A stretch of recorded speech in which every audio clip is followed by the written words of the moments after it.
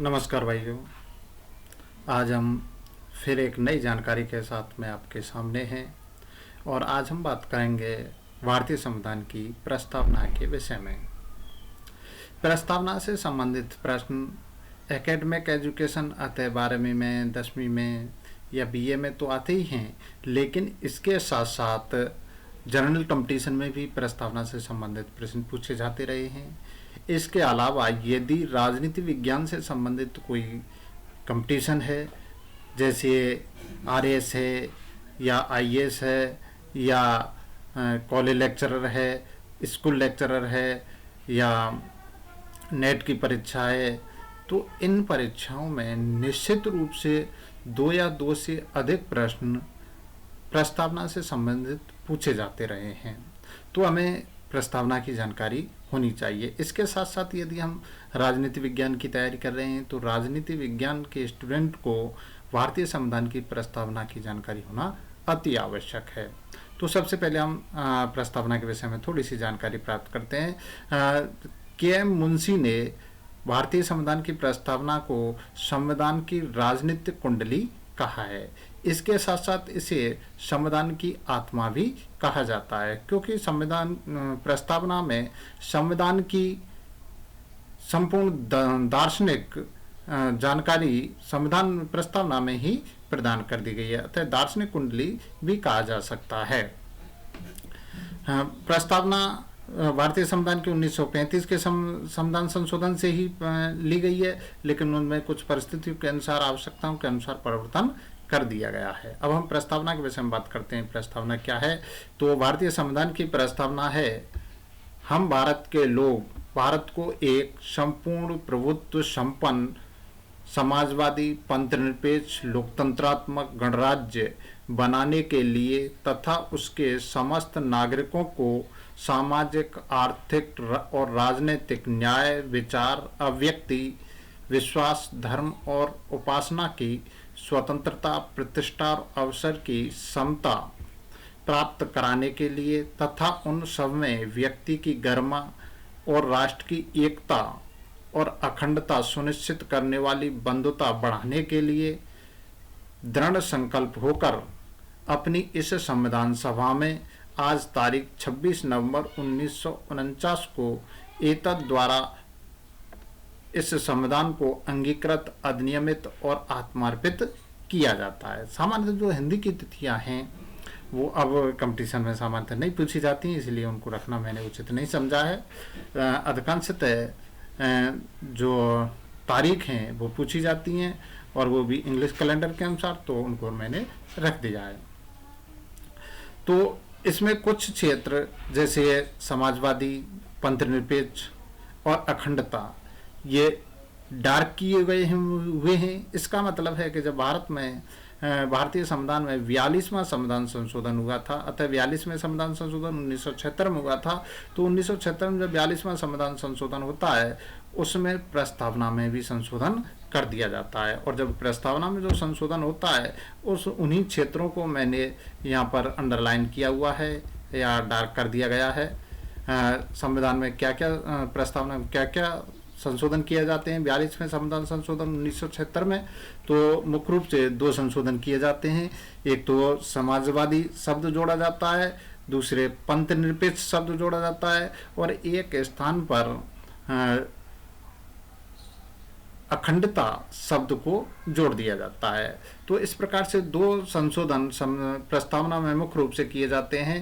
पहला है संपूर्ण प्रभुत्व संपन्न लोकतंत्रात्मक गणराज्य, जो कि पहली प्रस्तावना में यह वाक्य दिया गया था, और उसके स्थान पर संपूर्ण प्रभुत्व संपन्न समाजवादी पंथनिरपेक्ष लोकतंत्रात्मक गणराज्य,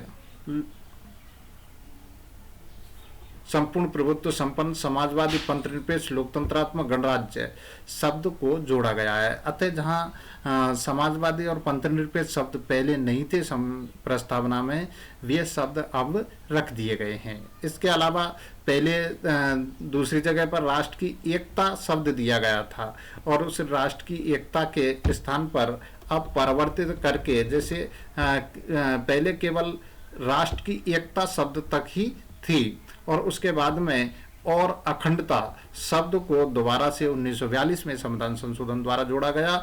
और इस प्रकार से जो प्रस्तावना हम देख रहे हैं, ये प्रस्तावना 42वें संविधान संशोधन के अनुसार जो सुधार किया गया है या उसमें जो परिवर्तन किया गया, संशोधन के बाद में जो प्रस्तावना का निर्माण हुआ, वह प्रस्तावना हमारे सामने है। अतः इस प्रस्तावना का स्वरूप 42वें संविधान संशोधन के द्वारा निर्मित हुआ है।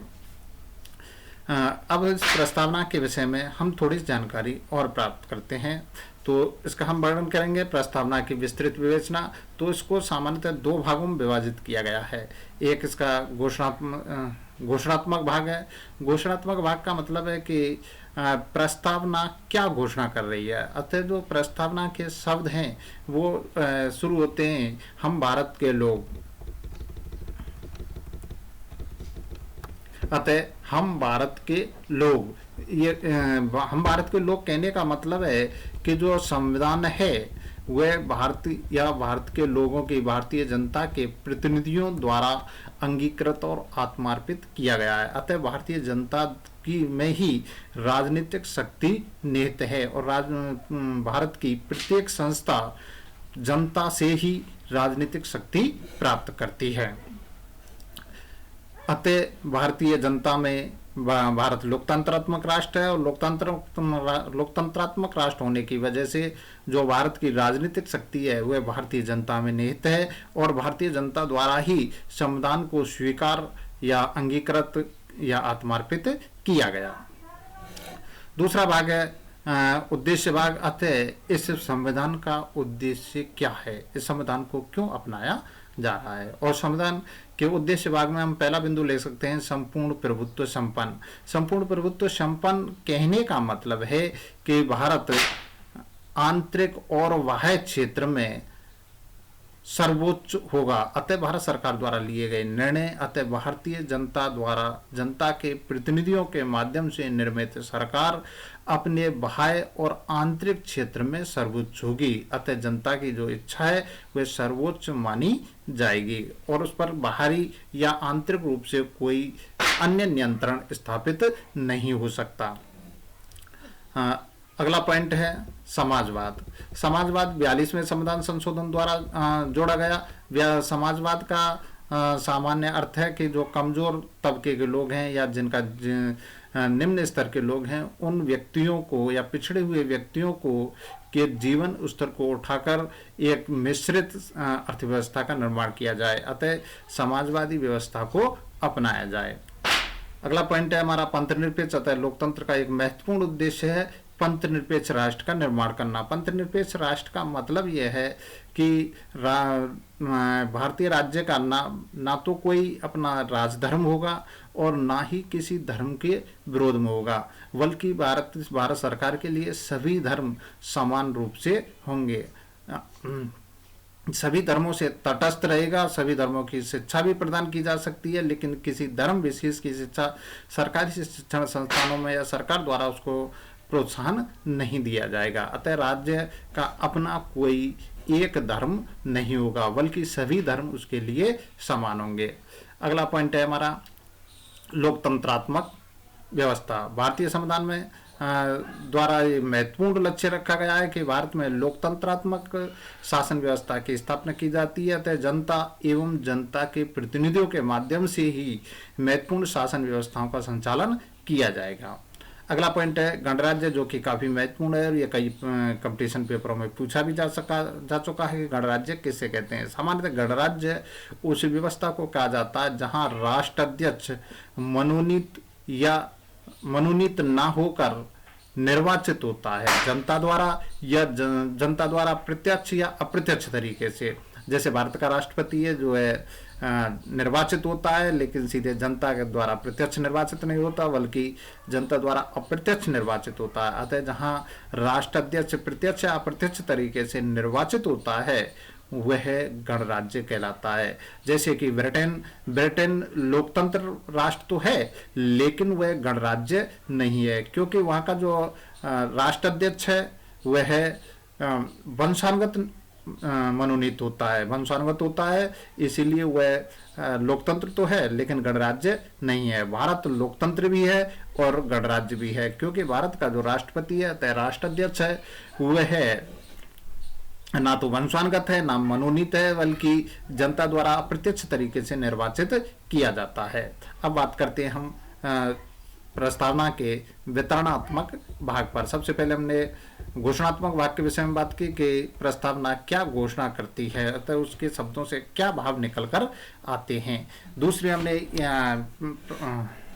विचार किया उद्देश्य वाक्य, अतः संविधान या प्रस्तावना का क्या उद्देश्य है। और अब हम बात करेंगे वितरणात्मक भाग के विषय में। वितरणात्मक भाग के विषय में सामाजिक, आर्थिक और राजनीतिक न्याय, अतः संविधान का एक महत्वपूर्ण क्षेत्र हो जाता है कि जनता को प्रत्येक प्रकार का न्याय प्रदान किया जाए, लेकिन महत्वपूर्ण रूप से सामाजिक, आर्थिक और राजनीतिक न्याय प्रदान किया जाए। सामाजिक न्याय में के अनुसार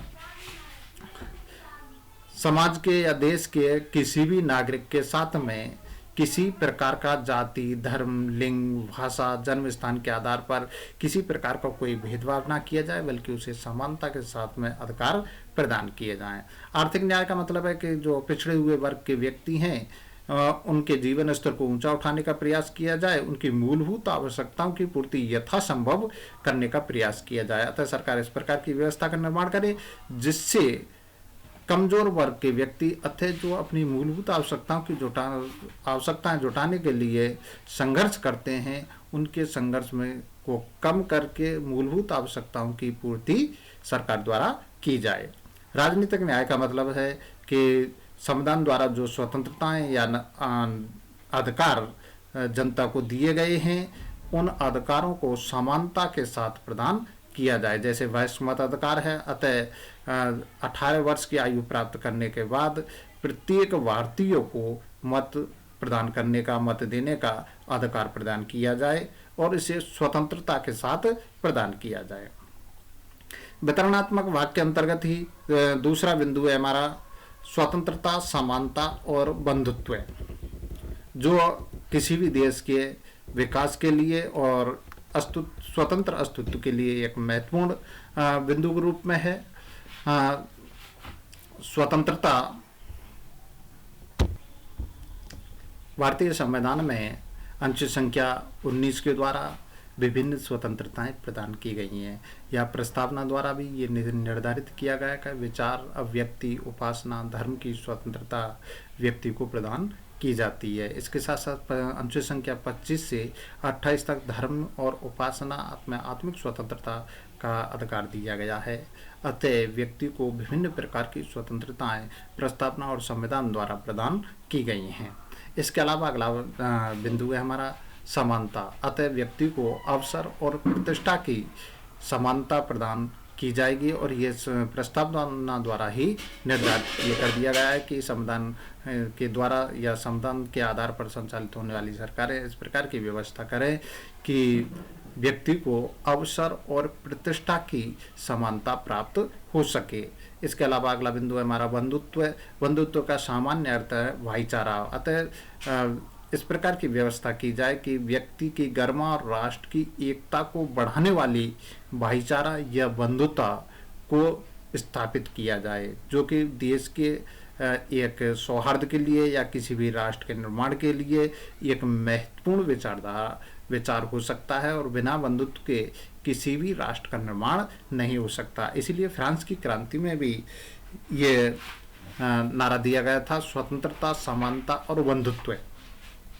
तो बंधुत्व किसी भी राष्ट्र के विकास के लिए अति आवश्यक है, और इसके महत्व को भारतीय संविधान निर्माताओं ने स्वीकार किया और इसे प्रस्तावना में रखा गया। अगले बिंदु के रूप में हम बात करेंगे व्यक्ति की गरिमा और राष्ट्र की एकता। व्यक्ति की गरिमा, राष्ट्र की एकता व अखंडता। व्यक्ति की गरिमा व राष्ट्र की एकता, अतः जब भारत स्वतंत्र हुआ या आज की स्थिति की बात करें तो भारत को अनेक राष्ट्रों का एक राष्ट्र कहा जा सकता है या कहा जाता है। इसमें संप्रदाय, क्षेत्रीय, भाषा के आधार पर अनेक भावनाएं खंडित हैं। अतः भारतीय जनता की जो भावनाएं खंडित हैं, तो उन्हीं भावनाओं के आधार पर राष्ट्रों का निर्माण कर सकते हैं या मान सकते हैं, क्योंकि राष्ट्र की जो परिभाषा है उसके अनुसार जहाँ भावनात्मक एकता पाई जाती है, चाहे वो भाषा के आधार पर भी हो सकती है, धार्मिक आधार पर भी हो सकती है, सांस्कृतिक आधार पर भी हो सकती है, या किन्हीं अलग अलग आधारों पर अलग अलग भावनात्मक एकताएं हो सकती हैं, और उन्हीं जगह हम एक राष्ट्र की कल्पना कर सकते हैं। इसीलिए हम कहते हैं कि भारत अनेक राष्ट्रों का एक राष्ट्र है। इस बात से कि भारत में अनेक संप्रदायों के व्यक्ति रहते हैं, अनेक भाषा बोलने वाले व्यक्ति रहते हैं, अतः उनमें अनेक सांस्कृतिक विभिन्नताएं, इस बात को भारतीय संविधान निर्माता ने महसूस किया, उनकी महत्व को भी जाना। इसीलिए उन्होंने इस बिंदु को प्रस्तावना के अंतर्गत रखा कि व्यक्ति की गरिमा और राष्ट्र की एकता, अतः राष्ट्र की एकता के साथ साथ व्यक्ति की प्रतिष्ठा अतः गरिमा को भी ध्यान में रखा जाए, उसको भी एक समुचित स्थान प्रदान किया जाए। अगला बिंदु है हमारा अखंडता। अखंडता संविधान की प्रस्तावना में 42वें संविधान संशोधन को भारत का मिनी संविधान भी कहा जाता है। तो 42वें संविधान संशोधन में अखंडता शब्द जोड़ा गया, जहाँ पहले एकता शब्द था, एकता की के साथ साथ अखंडता शब्द भी जोड़ दिया गया। अतः यह निश्चित था या एक आवश्यक बिंदु माना गया कि भारत की एकता और अखंडता सुनिश्चित करने के लिए विभिन्न कार्य किए जा सकते हैं, या इस प्रकार की विचारधारा को बढ़ाने का प्रयास किया जा सकता है जो भारत की एकता और अखंडता के लिए आवश्यक है, या इस प्रकार की बंधुता विकसित की जाए, भाईचारा विकसित किया जाए जो भारतीय एकता और अखंडता के लिए लाभदायक हो या उसको बढ़ाने के लिए उचित हो। वीडियो देखने के लिए धन्यवाद भाइयों। आगे हम फिर एक नई वीडियो के साथ में फिर से मिलेंगे। धन्यवाद।